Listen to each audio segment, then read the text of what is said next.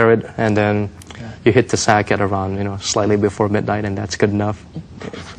Not very healthy. Yeah, well, then you get up, you do your segment, and you go back home and sleep more, right? So. Well, unfortunately, I have more stuff lined up. I've got live radio. All the time? All the times. Live radio right after that, and a live newscast right after that. Wow. So you're just bang, bang, bang. It's good. All morning, yeah. All morning, that's good. Good. It's a good. Sometimes I get the afternoons off, so, you can go catch a movie with some other friends who are on vacation or holiday, who can take a leave at that hour, and, it's an empty cinema. That's pretty cool, too. It sounds kind of sad when you look at it in some ways. I'm not seeing the sad part. Yeah, having to wake up in the morning is a little bit.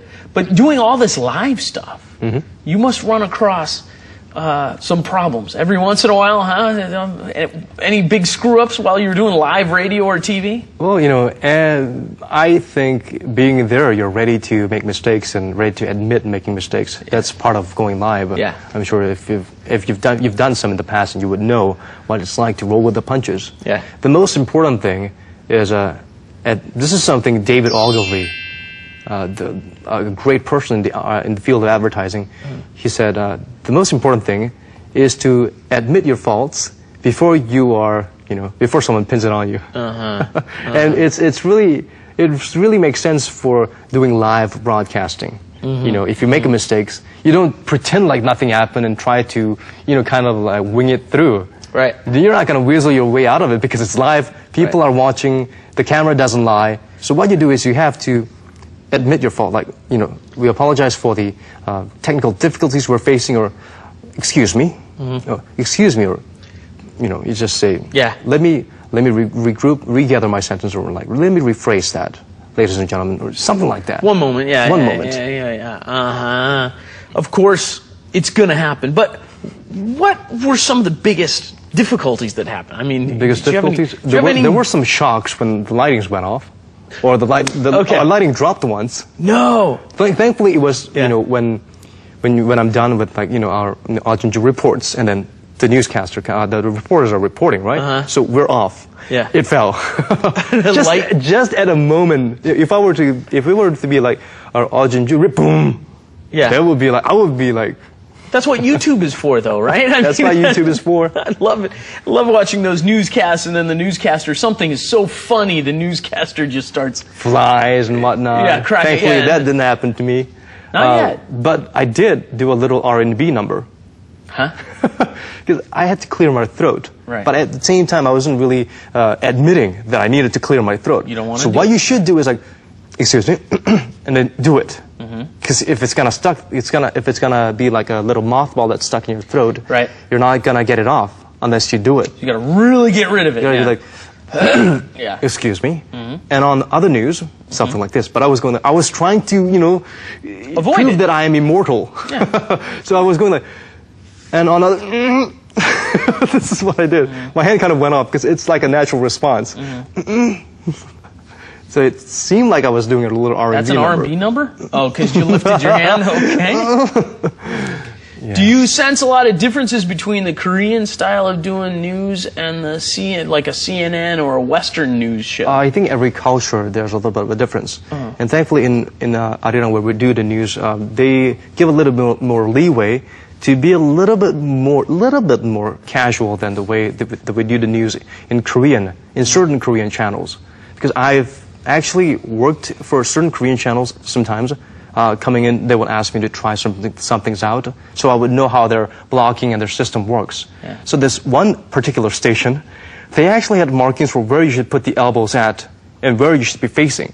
So it was kind of like North Korean. This is in Korea. And I think you would know which channel I'm talking about, because if you watch that channel, they go like...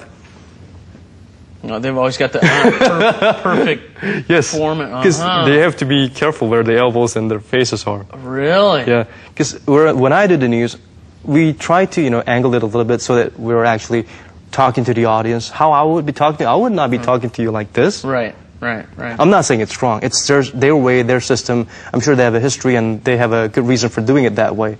But I'm happy that I'm working in a station where I get to be a little bit more personal with the audience. And we can have a little bit more ad-libs or improvisations where we mention a little bit more about our reporters or about the current state of things in Korea, about the Korean people, when we are addressing the audience. You know, like for instance, if we have a reporter that's simply crazy about cars, and thankfully he got to cover a story about motor racing, I would say something like, our young Jew who would rather be there racing himself, but thankfully he had an assignment, he had priorities, so he had to reports it from the scene. You know, something like that. You get to throw in a few of your own lines. Personal touches, which is good. Something that 최일구 announcer is an anchorman in Korea. He's kind of a little bit over the top. Oh yeah? But, you know, he'll be very personal. He'll be saying like, something like, 만두 파동우리에 손해 많이 보셨죠? Okay. 지금 당장 만두 가게로 들어가서 드셔도 됩니다. 저도 저녁 때 만두 먹었습니다. Something like that.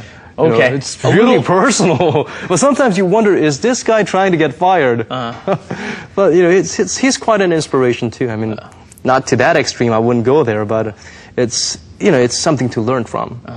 Little unrelated topic there. Okay, and then it goes off on unrelated things. Well, let's stay on something related though. You have been in this field for quite some time, so I want to ask you two separate questions. I want your recommendation for people who want to go into voice acting of some sort, and then your recommendation for people who want to go into newscasting. Two different fields that you're doing pretty well in each. What would you say people should be doing if they want to do something like that? It's more or less the same in all fields, but here is the basic rule of thumb. When you start, you're not going to start out here. You're going to start out somewhere here. Yeah. And in order to get here, you need to be here. This is where you want to be. You don't want to be here yet. So you might start out small. Maybe you work as an intern in the news team, not exactly reporting the news, not even you know, doing something else, but you might be helping to correct the typos. But that's how you start out. Or voiceovers, you might not be recording it yet, but maybe you'll start writing scripts for those narrations or translating. Because that's how I got started too, translating scripts, English writing, and then I got involved, and gradually I moved on. And I'm glad I had that phase. Because like for acting, for instance, in Singapore, the biggest regret I had was not having spent enough time appreciating what I had when I was just starting out as a little freshie there in college, be it in the fundamental classes, or taking on small roles. I skipped that part and I just got a big chunky role. And I was kind of overwhelmed. You know, if I had these fundamentals, I would be at a better position to do what I did and deliver